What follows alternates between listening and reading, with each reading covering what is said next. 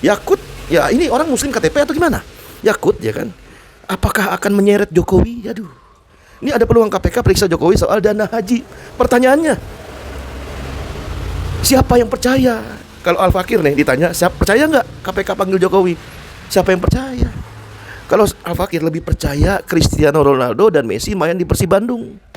Subscribe media-media Islam daripada kita subscribe media-media maksiat.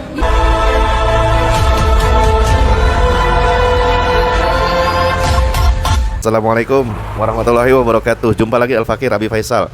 Pada kesempatan hari ini saudara, hari Kamis 14 Agustus 2025. Bagaimana keadaan saudara dan keluarganya? Semuanya sehat ya? Mulia barokah, amin. Allahumma amin. Masih panjang otak kita ya kan, panjang otak waras. Panjang umur perjuangan, panjang umur perubahan. Ya berjuang terus. Ya namanya hidup, ya berjuang. Kalau nggak mau berjuang mati aja kan gitu. Malah Ibnu Taimiyah bilang seperti setan bisu kalau diam kepada kemungkaran. Menurut Imam Ibnu Qayyim, nah yang sering dipakai oleh dai yang mengklaim sunnah, ya, Imam Ibnu Qayyim sendiri bilang diam pada kemungkaran itu seperti setan bisu juga. Dan berbicara kemungkaran, berbicara kemaksiatan, berbicara dosa, itu seperti setan natik, setan yang berbicara. Nah masih panjang umur perjuangan, mau sampai kapan?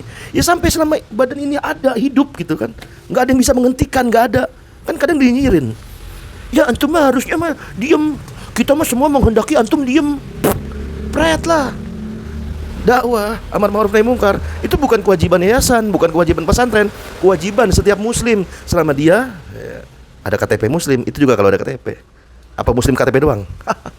Yakut, ya ini orang muslim KTP atau gimana? Yakut ya kan. Apakah akan menyeret Jokowi? Aduh. Ini ada peluang KPK periksa Jokowi soal dana haji. Pertanyaannya, siapa yang percaya? Kalau Al-Fakir nih ditanya, siapa percaya nggak KPK panggil Jokowi? Siapa yang percaya? Kalau Al-Fakir lebih percaya Cristiano Ronaldo dan Messi main di Persib Bandung. Kalau Al-Fakir lebih percaya Indonesia juara Piala Dunia 5 kali berturut-turut.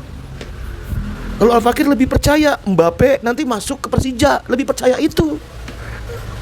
Kalau nggak Modric, ya kan nanti pensiunnya di Bali, kan percaya. Tapi kalau ini ya Allah. Ya memang secara logika kalau orang punya otak ya kan. Kan Yakut itu kan menteri bawahannya Jokowi kan. Nah atasannya kan Jokowi. Mungkin nggak Yakut ini bergerak sendiri gitu kan? Kalau nggak ada yang nyuruh. Kalau logika ya.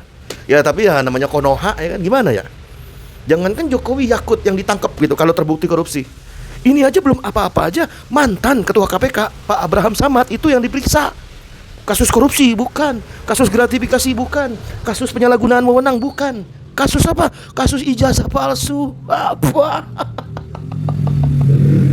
Mantan ketua KPK diperiksa.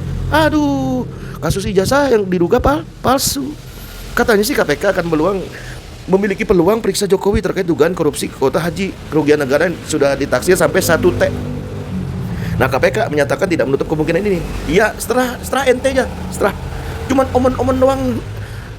Kemarin itu beberapa tahun yang silam, itu tahun 2001 pada 2022, KPK berani nggak periksa mantunya dan anaknya Jokowi yang diduga gratifikasi jet pribadi itu? Berani nggak? Nyalinya ada nggak? Halo, nyali.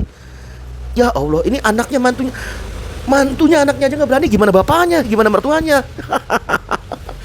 jangan ngelawak dah. Jangan cuma omong doang, segera panggil kalau memang tersangka, kalau memang terlibat. Kalau cuma ngomong doang, cuma bacot doang, keluar doang, anak kecil gak bisa.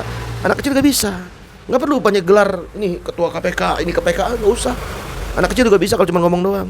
Padahal itu dari sisi kapitalis, ya, sistem kapitalis. Ya. Padahal dari sisi Islam mensyariatkan bahwa hukum itu harus berlaku untuk semua dan diberlakukan untuk semua. Itu dalam Islam. Khalifah Ali bin Abi Thalib aja seorang khalifah, Syairul Amirul Mukminin, itu hadir di persidangan. Lah ini Jokowi waktu kasusnya Gus Nur ya kan, malah hakim dan jaksanya nggak bisa menunjukkan ijazah aslinya. Bahkan sampai Gus Nur bilang ya, kalau ada ijazah aslinya dihadirkan di persidangan, Gus Nur akan cium kakinya jaksa dan hakim mana. Ya kan, jadi seolah-olah mantan presiden ya, kalau setelah media bilang presiden ke-7. Kalau Al-Fakir khusus buat si Jokowi ini mantan presiden. Ya dia walaupun dia statusnya mantan presiden atau presiden ke-7 atau apapun namanya, itu harus dipanggil. Karena dari sudut pandang Islam, hukum itu untuk semua, tidak ada tebang pilih. Tidak ada perlakuan privilege dalam penerapannya. Khalifah aja dipanggil Ali bin Abi Thalib radhiyallahu anhu. Masa ini orang bukan siapa-siapa? Khalifah bukan, Nabi bukan, sahabat Nabi bukan, mantunya Nabi bukan, anaknya Nabi juga bukan. Aduh, masa nggak mau dipanggil? Masa nggak mau diperiksa?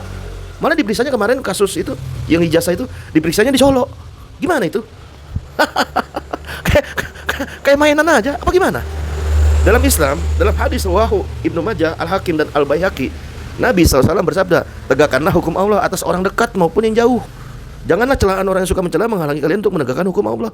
Mau dekat mau jauh harus dihukum kalau terbukti.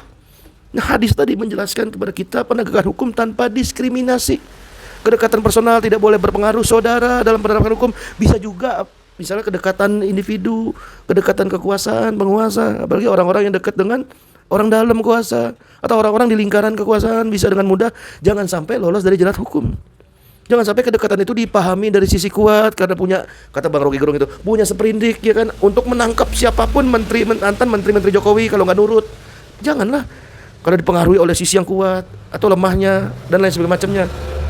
Bahkan Nabi SAW itu pernah berpidato. Dari riwayat yang masyhur itu, Nabi SAW memperingatkan bahwa penegakan hukum secara diskriminatif tebang pilih justru akan menyebabkan kehancuran masyarakat. Ummul Mukminin Aisyah radhiyallahu anha menuturkan bahwa pernah ada seorang perempuan terhormat dari Quraisy Bani Makhzumiyah mencuri. Lalu mereka berkata, siapa yang bisa berbicara kepada Rasulullah tentang dia? Tidak ada yang bisa kecuali Usamah bin Zaid. Lalu Usamah berbicara kepada Nabi SAW. Nah, beliau bersabda, Usamah, apakah engkau hendak memintakan keringanan, memintakan rusuh dalam penegakan hukum Allah? Ditanya balik nih Usamah nih. Lalu Rasulullah berpidato, sungguh yang membinasakan orang sebelum kalian itu adalah bahwa mereka, jika orang yang mulia ya kan, di antara mereka mencuri, maka biarkan, dan jika orang lemah mencuri, maka tegakkan hukum atasnya. Demi Allah, andai Fatimah binti Muhammad mencuri, ini saya akan kupotong tangannya, kata Nabi. Pidatonya sambil marah. Dalam hadis riwayat Imam Bukhari, Imam Muslim, Abu Daud, An-Nasai, At-Tirmizi, Ibnu Majah, dan hadis riwayat Ahmad. Nah, hadis tadi, pidato Nabi SAW tentang penegakan hukum, walaupun itu hatta kepada anaknya, itu menegaskan kepada kita umat akhir zaman ini, tahun 2025 ini, atas adanya persamaan di muka hukum. Semua orang punya kedudukan yang sama di muka hukum. Tidak seorang pun berada di atas hukum. Tidak seorang pun punya hak istimewa dan kebal hukum. Sayangnya negeri kita negeri kapitalis, bukan negeri yang berdasarkan sistemnya Islam kafah. Kalau sistemnya Islam kafah, maka akan mudah orang-orang seperti Jokowi ini dan Yakut ini dan teman-temannya itu diproses, ya kan? Kalau sistemnya Islam kafah. Dan soal keadilan, hukum yang adil ditegakkan dan tidak tambah pandang bulu, hanya ada bisa dilakukan oleh negara yang berdasarkan sistem Islam kafah.